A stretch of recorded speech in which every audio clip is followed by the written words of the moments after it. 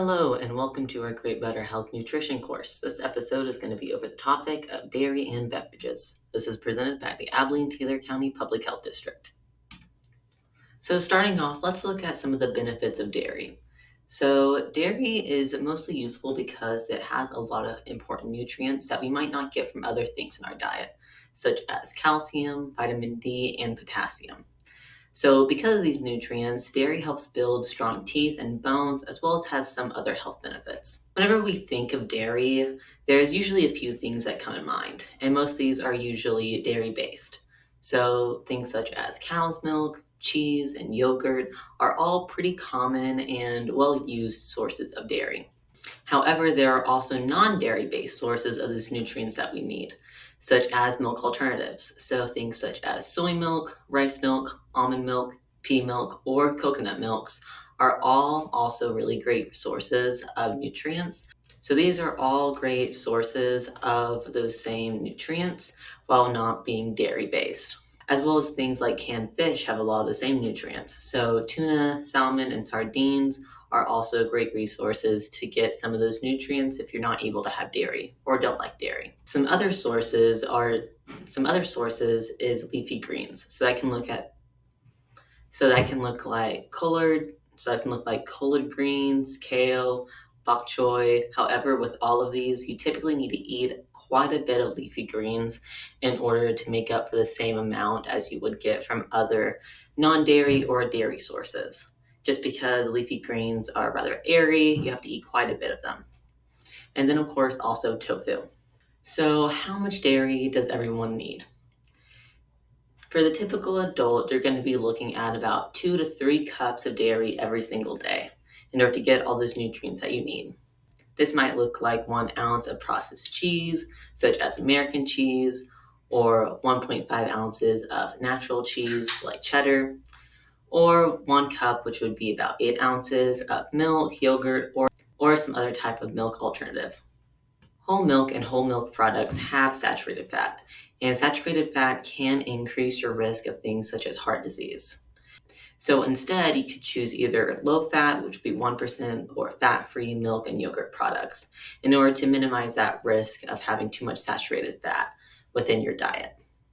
Dairy products also contain some nutrients like sugar and sodium that most people should have a limited intake of. So think that many cheeses have a pretty high amount of sodium, and flavored milks or yogurts might have a lot of added sugar that can be the same as things like sugary cereals. So on to beverage choices, we need to ask ourselves, how can we make smarter drink choices? For most people, there's nothing wrong with having an occasional sweet drink. However, a lot of people end up drinking things that have really high sugar contents every day, which can later on down the line cause some health issues.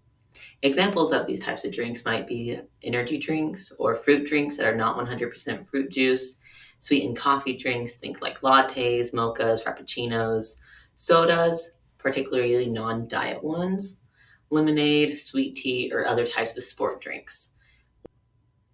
Some main sources of added sugar include sugar-sweetened beverages and snacks and sweets.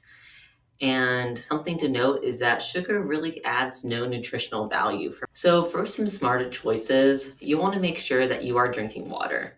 Water is one of the most important things that we consume on a daily basis.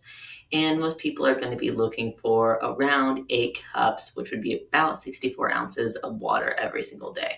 Of course, that depends on the person, but even if you are drinking some of the more sugary drinks, making sure that you drink water can help at least keep you hydrated.